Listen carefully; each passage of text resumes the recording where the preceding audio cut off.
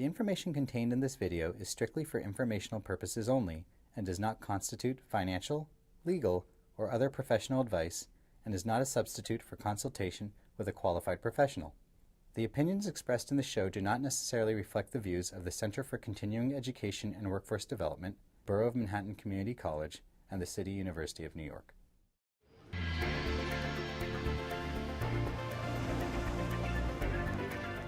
State of Mind is a web-based discussion program that explores the relevant social, economic, and political issues that are prominent at the post-secondary level of education. State of Mind is sponsored by the Center for Continuing Education and Workforce Development at the Borough of Manhattan Community College. BMCC. Start here, go anywhere. Hello, ladies and gentlemen. I'm Krishna Nadella, and this is State of Mind. Wrapping up our Cost of Education series, today's topic is about paying for college. Recently, President Obama signed an executive order making it easier for people to pay off college tuition debt. The executive order would allow for more people to limit repayments of federal student loans to 10% of their monthly incomes. With the economy, and specifically the full-time job market, still recovering from the 2008 financial crisis, it begs the question that students all across the country are faced to ask: how am I going to pay off my student loans? Back with us to help better understand our topic and provide their perspectives are the following guests. Reyna Gobel is a freelance journalist who covers the area of student loans and student debt. Debra Chromy is the president of the Education Finance Council, and Joe Brusuelas is the chief economist at McGladrey Incorporated. So I want to start off our conversation today with you, Reyna. For current students, forget those who have graduated, what's the best strategy to start thinking about paying off their student debt, and how should they go about doing so? Well, I think that the first strategy is to really look at what you're borrowing every month. And I recently covered on one of my Forbes columns, of the Forbes.com columns, is to really look at the student loan refund checks.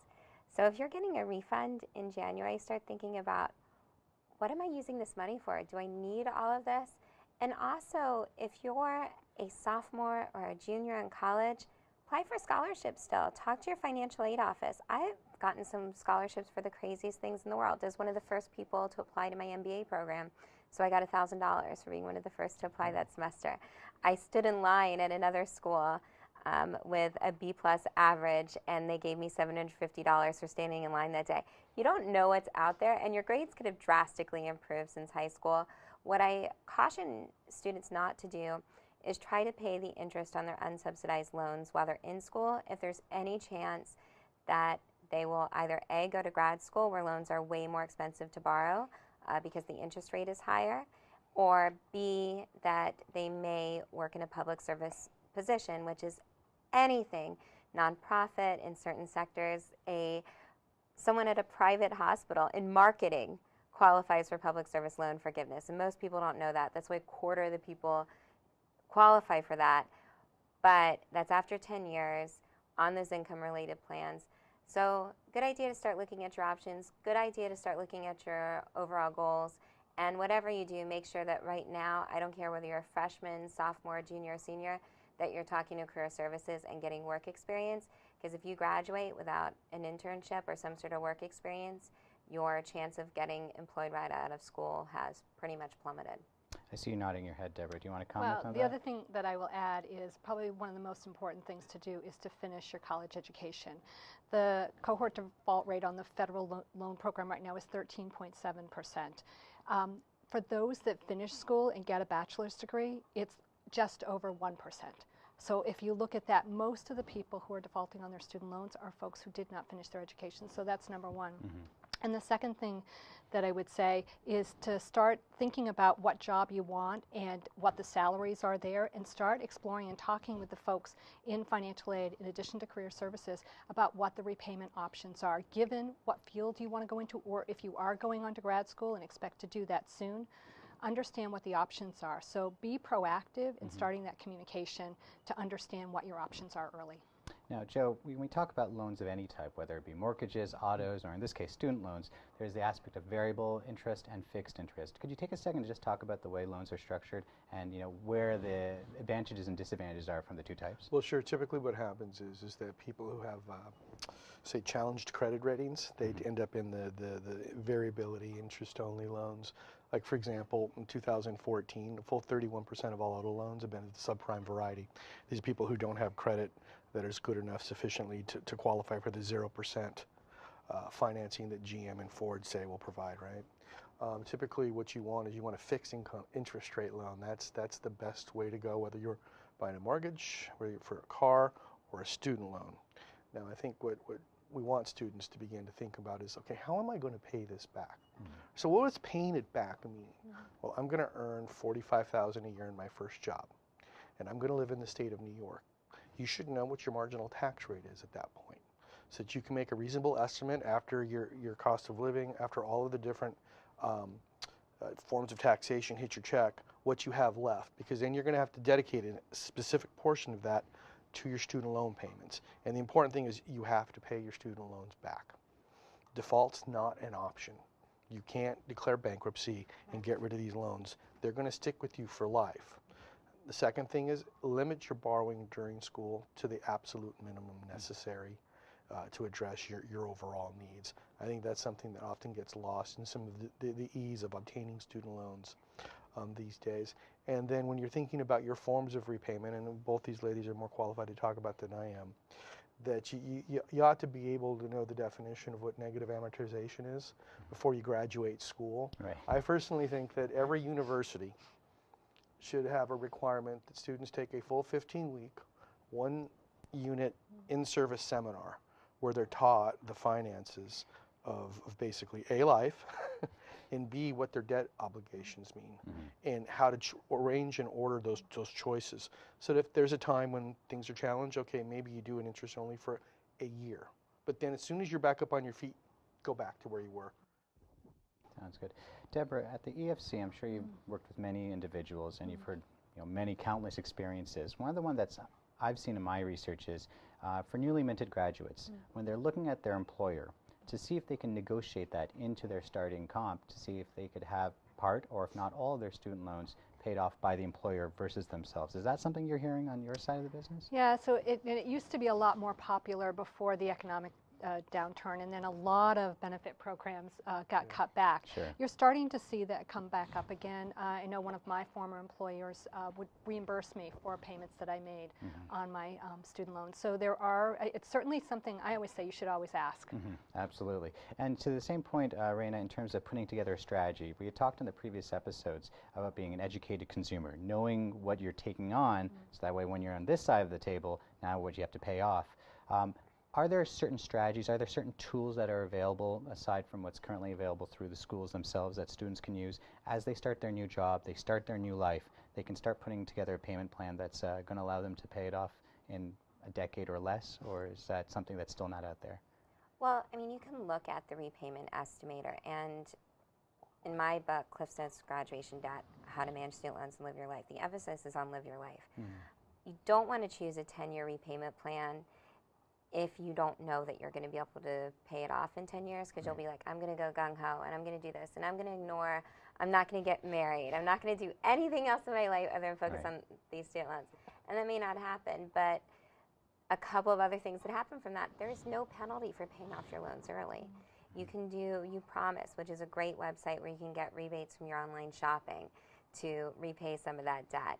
If you do a public service loan career, if you choose the 10-year plan, there's nothing to forgive after 10 years. So I think that you need to look at it as your life as a whole. One thing I'm doing with the BMCC is a course for financial planners and financial advisors to work in student loans with a life plan, not just a student loan plan, because it should never be just a student loan plan. And then another thing that I really want to point out, don't wait until you graduate to start thinking about this. A lot of my readers of my book are people that have already graduated or getting this at a graduation present. But if you start looking at this at high school age, which I would love to see, then you'll think about $40,000 as a maximum borrowing. You'll see less parents that are so heartbroken because they can't send their kid to the private school, not even a Harvard, but a private school that's charging $40,000 a year that the kid chose for no other reason. Their friends went there. It was a good school in one of the rankings sites, but it's not necessarily a good school for them. Nobody should be choosing a school without calling the professors there. If you don't like your college and you chose a $40,000 a year school, well, now's the time to start thinking about, do I want to transfer? If it takes an extra year, you still may get your money back. Think about grad school, think about an overplan, and no matter what you do, go to career services every semester. Keep thinking about it as an overall life plan. And there's two people that can help you when it comes to calculating things. First of all, your eventual servicer. Call Direct Loans now. Have them calculate your payments. Second, the student money management offices on campus a lot of those offices have free peer financial counseling. But when they don't, most people can join a credit union if they live within 10 miles of the credit union. And credit unions have financial advisors on staff that will talk to them about that. Excellent. So I'd like to reinforce Please. something that Reyna said, because many of our members are also student loan servicers for the direct loan, the federal loan program. Call them. They are, especially our members, they will take the extra time to walk you through all of the options that are available, understand what your life plan is. They'll probably ask you what your life plan is so that they can recommend the program that is best for you. So I just want to reinforce, contact the servicer of your loan and have a conversation with them, especially if you're struggling to make those monthly payments. In your experience, Deborah, how often does that happen? Are we not doing enough of it as a graduate society? Do not enough graduates reach out to their servicer and educate themselves? Or is that something starting to become more prevalent? I think it is becoming more prevalent, but usually it's the opposite. So I'll tell a little story about a friend of mine. Her daughter went to law school here in New York and graduated with a lot of debt, let's just say.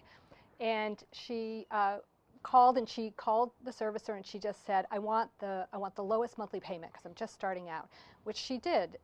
And so she was paying about $2,000 a month. She contacted me about a month ago, really upset because after making payments for a year at $2,000 a month, she actually owes more than when she started, and this is negative amortization. Right. She wasn't even paying the interest on those loans. Now, that may be a good strategy for someone because when they're starting low and knowing that, but you have to go in with your eyes wide open, and you need to be aware that yes, I'm going to be covering some of the interest, but not all of it. I'm going to owe more, but I expect to make more money in year 2 or 3 or 4, so I'm okay with it. Or if you're not okay with it, make sure at least you're paying the interest so it's not growing. So I think sometimes when people call, they're calling and saying, just give me the lowest monthly payment, instead of having a conversation with folks about what are all the options, and then, again, with your eyes wide open, making a decision that best fits your life. Reyna, I'm going to have to let you jump in here. You sound like you have something to say. Jumping up and down with a couple of things to say. The first thing is that the servicer, yes, contact them.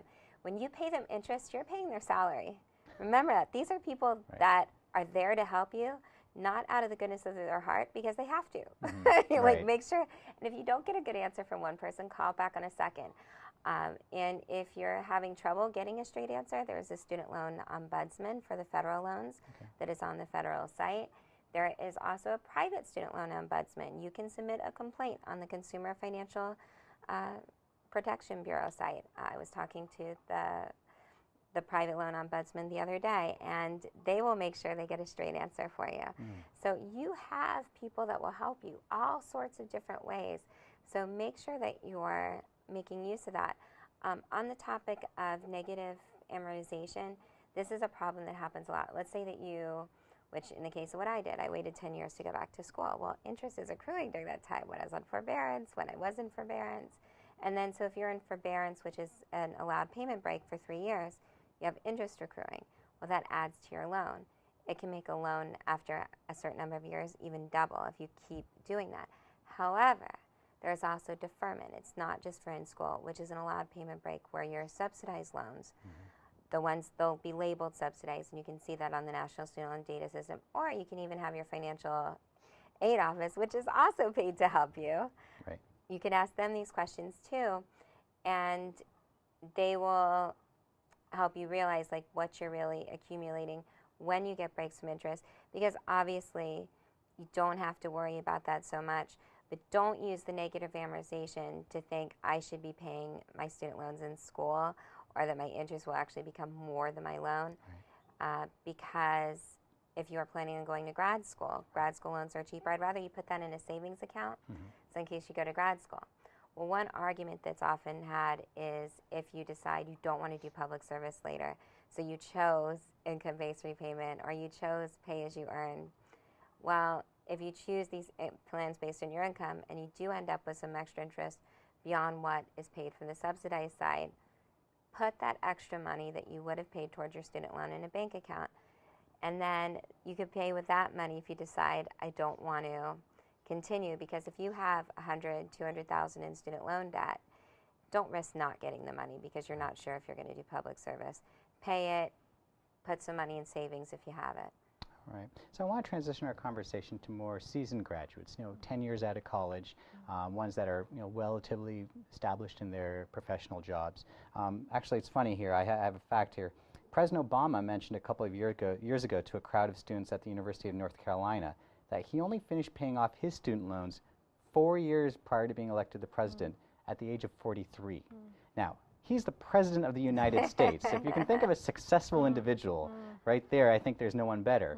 But he himself had the same issues and the same tribulations and trials that come with student debt. Now, Joe, I have to go towards this concept that are we looking at a life cycle of debt? You take on debt yourself. I have multiple degrees.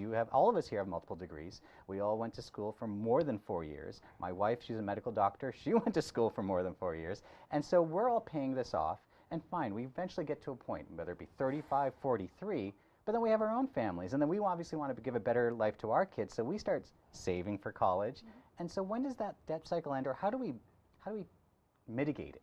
Okay, so the debt dynamics are very different these days, especially with the legacy debt that we see building among the millennials. I think that you have to approach it sort of over a lifetime. In the years when you're doing better, pay extra. Right? It's like when you have a mortgage. You can turn a 30-year into a 15-year mortgage by making a very small extra amount on your payment each month. Treat your student loans the same way. You don't have to completely disrupt your life in order to pay just a little bit more. Don't be afraid to educate yourself and keep up with the latest reforms. If you need to get a deferment because you're going to have a child in the household, do it. That makes sense, right? But I think the important thing here is that, again, don't default. Make the payments, pay a little bit extra, and pay it off sooner rather than later, because there'll be other challenges in your life that'll come down the So pike. I'd love to ask the question to all three of you, starting with Joe. We all have multiple degrees here. What was your journey to paying off your student debt, if you have paid off your student Haven't paid off yet. Okay, fair enough. Deborah? So I have 3 different stories. Please share. From my undergrad, I did a standard 10-year repayment plan and lived with roommates, lived frugally, and paid it off all on time. When I went for my master's, because I'm in this industry, I took 4 years and did it evenings and paid out of pocket, and also had some help from my employer, so took on no debt whatsoever. But then when I went for my my doctorate, that was a little bit different story. I did take out federal debt. I did consolidate it. At the time, interest rate was somewhere around 2.2 or 2.3%. So I can't borrow money cheaper. Like I can't get money cheaper than that, right? So yes, that's got a 30-year repayment, but I have it set up for automatic debit out of my account. I don't even feel it. It goes out every month, and yes, it'll be there for a really long time, but it's okay with me. To me, that was an investment in education and something I wanted to do, and I took it with my eyes wide open, knowing that I would be doing that, and I'm okay with that. And Reyna? I love what she just said, because I think that's the first step, is to just really think about, you got something out of this. If someone says, which I hear a lot, is like, well, you're 30, you have this debt. Or the people are 30 and still have this debt. And it's like, but are you happier? Like, yes, you are at a lower point economically than if you didn't go to school. But are you better off for your lifetime? And normally the answer is yes. And happiness is that missing quotient. I like my student loan debt. It's at 2% like hers. And it got me here, and it got me to a place where I get to help other people with theirs. So I love my life, so there's no reason why I should ever be angry that I have this student loan debt. That's a great approach and great outlook on it. And to be fair, so to give my own story, I did my undergraduate studies in Canada, where college tuition is much cheaper than my father taught at the university. So that was a great break for me. And as he said, I didn't spend 20 years here, so he could go to the University of Toronto. For graduate school, though, to your point of being an educated consumer, I had actually been selected by several schools to do my MBA, but I also knew I had to be smart about what I wanted to do. And so I actually went to Penn State University, which from a return on investment standpoint was very high. I was fortunate enough to be granted a graduate assistantship and as such, I was not able to have to worry about college debt coming out of graduate school. So different stories and different paths to get there, but I think it shows to our audience very clearly that you have to make choices and then you have to be happy with them, and that's really what this comes down to. So, Joe, I want to talk to you about something that we started the show off. President Obama's executive order. Is that a Band-Aid or is that a real solution? No, that's a Band-Aid. Why? It's not sufficient to address the widespread need to reassess what's going on with student loans and the real need for widespread educational finance reform. I think this is something that's going to happen. But given the current political constraints, the real political polarization, and the issues in the economy, I think unfortunately Washington considers that a second-order issue. And we probably won't get any movement on that until after the next presidential election. So I'm going to ask you to put your McGladrey hat on. High level, what measures need to be put in place to actually take care of the student loan bubble? Okay, well, I think that we should consider taking a look at that legacy debt and perhaps getting a more pervasive refinancing system in place to give people a little bit of breathing space, because simply the quantity of that debt is a dead weight around the neck of a growing and vibrant portion of our population that's actually harming the economy. Now, I know there's these movements out there afoot to forgive the debt. That's just not going to happen. That's a nice talking point. Sure. People can raise a lot of money on that, but it's not going to happen. Right. So that, yeah, we need to look at that, and then we also need to think forward. You know, thinking about requiring the universities to have skin in the game. If they're making these loans and they're charging astronomical prices for tuition, if there's defaults, they're going to have to be part of the solution rather than you know, really the problem. I think that there's a lot of common sense reforms out there that can be put in place very easily. It's just a matter of the political will of wanting to do it. Right. Debra, from the EFC standpoint, any comments or thoughts on what Joe just proposed? Well, I think my concern is really about there are a number of loan programs, repayment options that are income driven that have forgiveness points at the end of them. And sometimes you're only paying interest and then it's forgiven. I'm more concerned about 10 or 20 years out, what that does to us as a nation and our economy if all of a sudden all of this loan debt is just being forgiven. I'm concerned about the PLUS loan program. Just recently, the federal government decreased the requirements from a credit perspective. Now that's great because it creates greater access to the PLUS loan program. But if you don't have really great credit and you're taking on its cost of attendance minus other aid, you know, it could be a huge debt, and it may be a family that doesn't have the ability to repay that. What type of position are you putting that family in if they end up borrowing 40 or 50 or 60,000 to get their child through, but really their monthly income does not afford them, or they don't have the ability to pay that back? So what happens with all of that? And I'm very concerned. I think I agree with Joe. It is a Band-Aid. There needs to be a much bigger look at this whole financing approach, and what we're doing with grants and versus loans. That whole imbalance, I think it's very imbalanced. I think it's switched from when I went to school, there were many more grants than loans, and you know, we have decided as a nation that education will be financed by loan debt. I don't know that that's the right way to do it. I'm not against there being some loan debt. I'm happy with the debt I took on. I think we all saw that as a good thing to do, but it's at a point now where it's impacting our entire economy, and I think all that needs to be looked at. So I want to change the game for a second, is that instead of looking at the loan debt and the financing of education, how about looking at the education itself? If it's becoming more and more expensive to pay for college, the fixed costs that come with it, what is the future of online education? I know that I'm kind of throwing that out there, and we didn't really talk about it before the show, but is that an alternative possibility, because it's much cheaper, the overhead is very little, and there's really not much to pay for because the education, the content is readily available? Joe?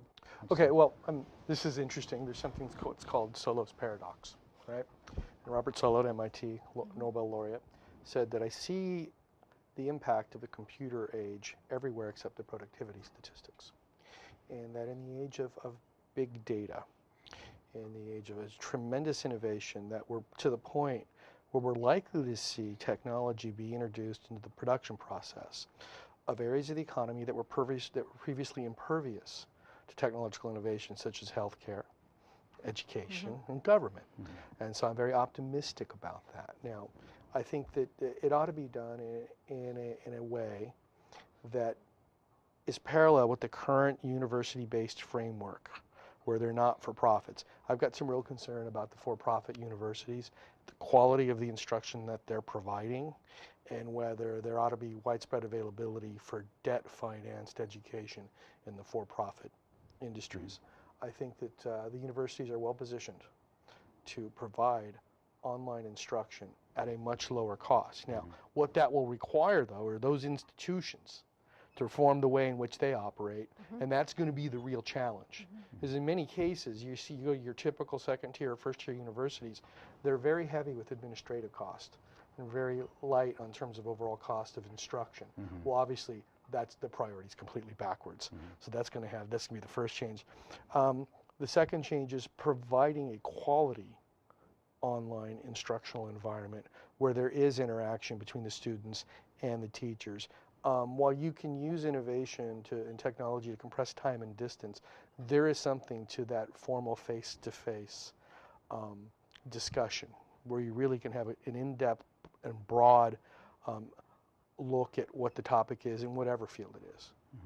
Debra, any thoughts on Well, that? the other piece, and I think you touched on it, is competency-based education, which folks are looking at, and I think you talked about it in this segment and the last one, around when a student finishes a course, have they developed that competency that is required for them to move on to the next thing? And I think we use grades, but there's this whole look at how we evaluate education, and competency-based education is just starting to come up, and there are some pilot programs that are looking at how that might move forward, but I think you're going to hear a lot more about that going forward as well. And Reyna, I'd like to leave the final thought for the show with you as someone who covers student loan debt, who covers the market in this area. What are your thoughts in terms of the outlook, in terms of the United States graduating public paying off their debt, and more importantly, the future of student loan debt going forward? I think it all hinges, first of all, on awareness with financial education. One of the problems with the Obama bill or the executive order was really that it doesn't take effect until December 2015. If people are defaulting because they don't know the default rate's near 14% about a loan, it doesn't really help them. If they're not on a great payment plan right now, it doesn't really help them. We're talking about something that's not going to take place for quite some time, like over a year. It takes 9 months to default. So I think that we're still ignoring the key issues, and it needs to be education on all sides, which is when you're in school, career services. And when it comes to going back to school, think about what is going to help you get employed or advance. Don't ignore great community colleges like the BMCC for their workforce departments. People with doctorates go back for team building skills and other skills that just weren't taught 10 years ago. The education gap does not always mean going back for a graduate degree, and it doesn't mean you'll be happier with that. So look at your overall opportunity cost. And opportunity cost is what you're giving up in terms of money, what you're giving up in terms of happiness. And those things should be weighed in terms of everything. My fear with completely online courses is that, especially kids, will lose the ability to network. My MBA, I mean, all this stuff is half networking.